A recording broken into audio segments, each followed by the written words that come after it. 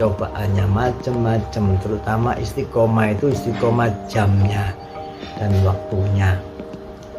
Penggota itu berupaya untuk melewatkan supaya ndak istiqomah. Kalau nggak bisa melarang ya memencengkan jamnya. Ada aja kepentingan ya, misalkan ada tamu atau ada ngantuk dan lain sebagainya, atau ketiduran, siapkan kalau mau zikir itu kopinya yang kental supaya gak ngantuk. Kemudian diatur waktu-waktu tidur itu ya jangan pas waktu-waktu zikir.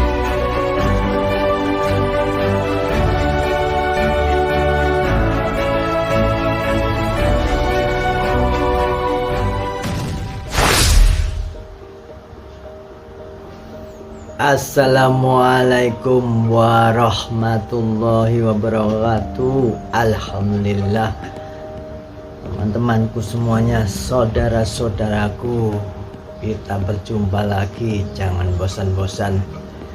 Semoga semuanya sehat walafiat jasmani dan ruhaninya, rezekinya dilancarkan semuanya, digunakan juga untuk jalan Allah lewat sedekah-sedekah, kemudian amalan-amalan tambahan zikirnya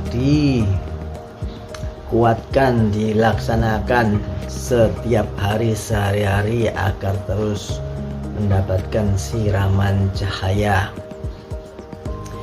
Ya, kali ini kita akan membahas ini bab yang masih di dalam ruang lingkup sehari-hari, yakni di sekitar rumah kita, yakni penyusup-penyusup yang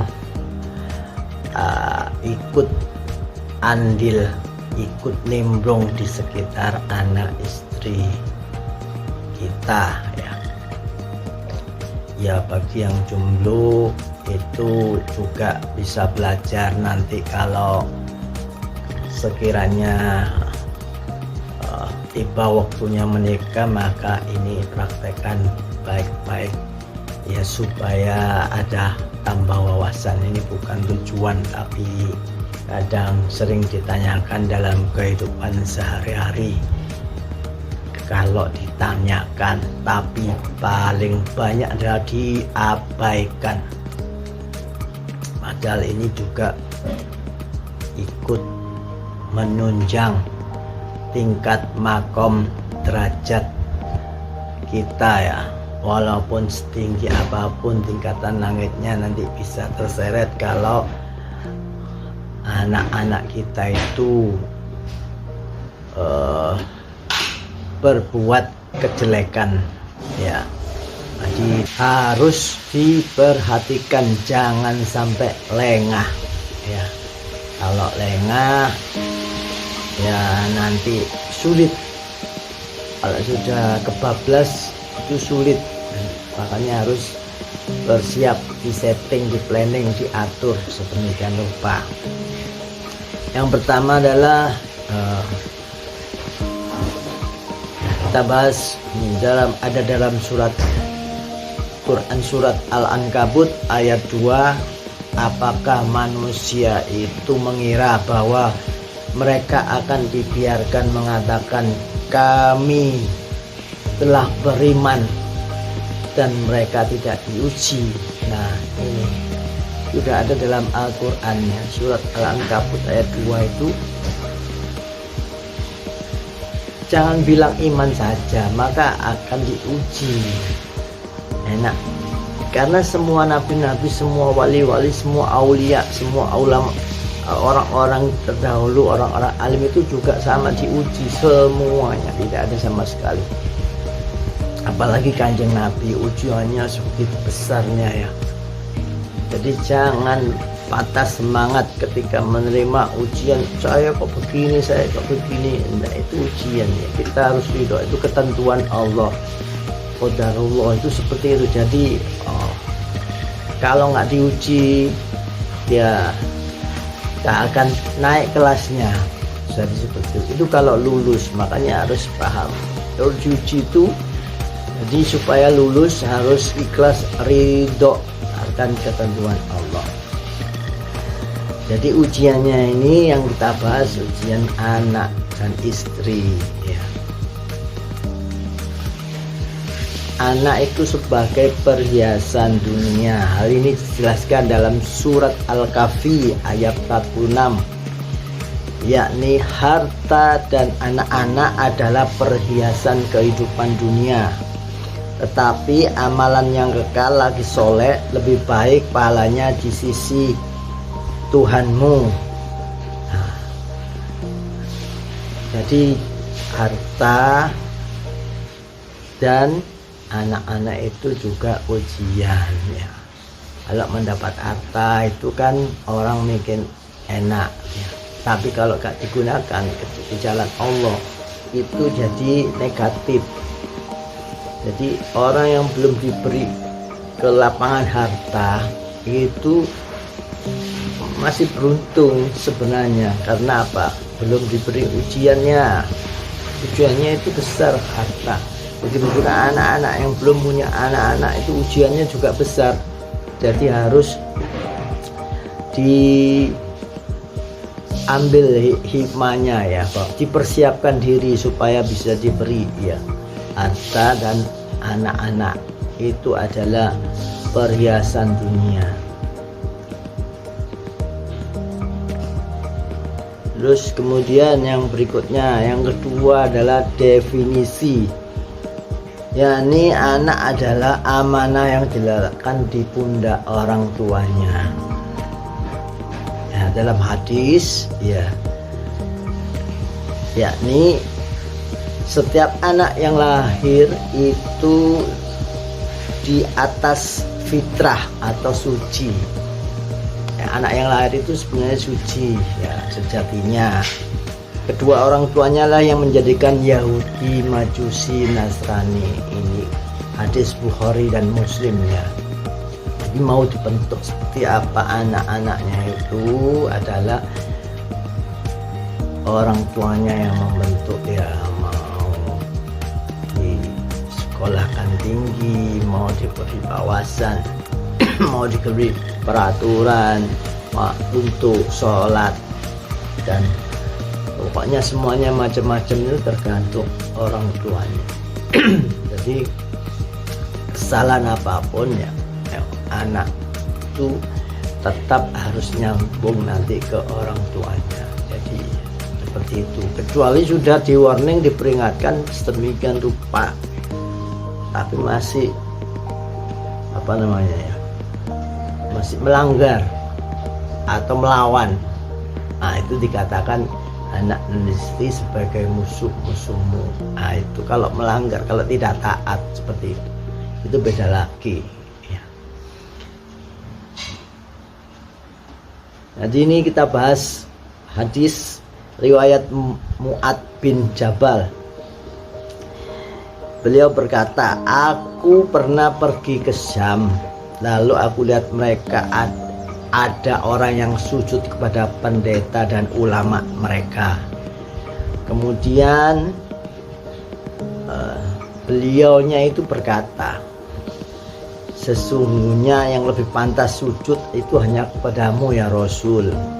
Tapi kemudian Rasulullah menjawab, sekiranya aku memerintahkan seseorang sujud kepada seseorang, manusia sujud kepada manusia, niscaya aku perintahkan wanita sujud kepada suaminya karena besarnya hak suami atas istrinya.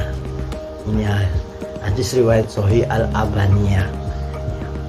Jadi seperti itu, sedemikian besar, maka jadi seolah-olah istri itu ada karena ada suaminya, bertugas untuk mendukung suaminya, menyiapkan suaminya, mensupport suaminya, semuanya. Ini dalam bentuk yang luas ya, bukan yang sempit. Jadi ini tergantung sama pemahaman masing-masing. ya, suaminya kalau tidak beriman bagaimana? Ya enggak apa-apa, kan sudah dicontohkan pada Aisyah ya. Oh bukan, maaf, Asiyah, itu istrinya Fir'aun. Beliau itu saking berimannya ya, makanya ketika menyisir rambutnya itu ya, ternyata beliau ditanya siapa Tuhanmu, ya tetap Allah ngaku. Sampai anak-anaknya itu dibunuh semuanya tetap ngaku hanya Allah Tuhannya. Nah itu makanya ketika Nabi itu melewat Mi'raj ya, melewati suatu area itu ada baunya harum, yaitu baunya Asiyah dan anak-anaknya. Jadi seperti itu, saking harumnya Bang, mempertahankan iman. Jadi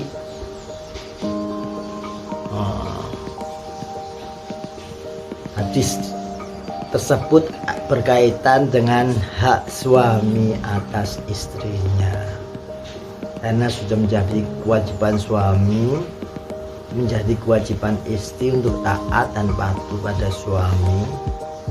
Maka dalam Quran itu banyak ya, banyak dasar-dasarnya ya. Jadi kalau patuh sama suaminya itu ganjarannya adalah surga ya, sudah ditulis di Al-Quran itu seperti itu ya, yakni tingkatan langit 200 ke atas, 200 ke atas itu masuk surga. Jadi kalau tingkatan langit di bawah 200 itu masih belum surga, masih tingkatan langit biasa. Jadi seperti itu ya. Yang ketiga adalah efeknya, bagaimana jika negatif atau berlaku sebaliknya, tidak bisa sesuai yang diharapkan. Nah ini ada ayat Quran surat 64 ya, ayat 14-15 ya. Hai orang-orang mukmin, sesungguhnya di antara istri-istrimu dan anak-anakmu adalah musuh bagimu, berhati-hatilah ya.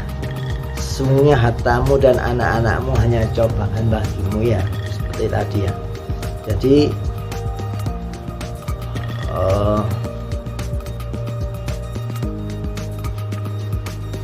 dijelaskan dalam surat Al-Munafikun juga ya. Hai orang-orang yang beriman, janganlah hartamu dan anakmu melalaikan kamu dari mengingat Allah.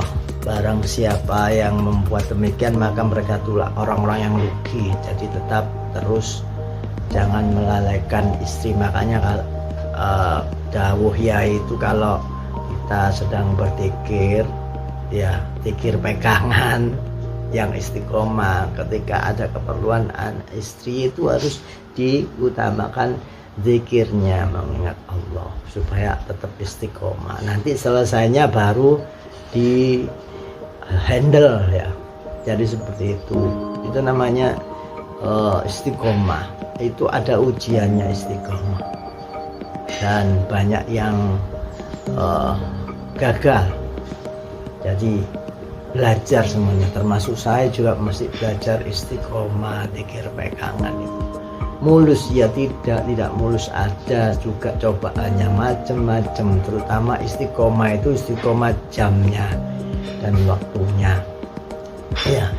Nanti mereka itu tim penggota itu berupaya untuk melewatkan supaya ndak istiqomah. Kalau nggak bisa melarang ya memencengkan jamnya. Ada aja kepentingan ya, misalkan ada tamu atau ada ngantuk dan lain sebagainya, atau ketiduran, dan makanya harus di setting untuk melawan programnya.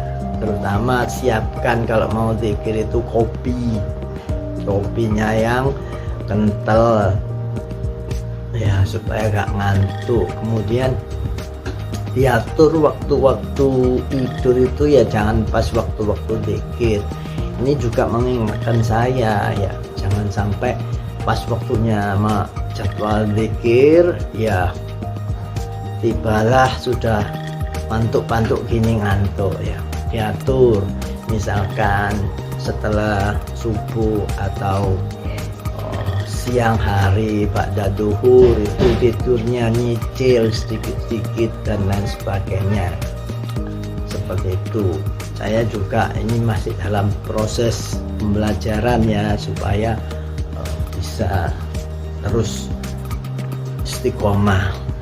Mudah ya tidak mudah ya, tapi tetap berjuang untuk istiqomah ya.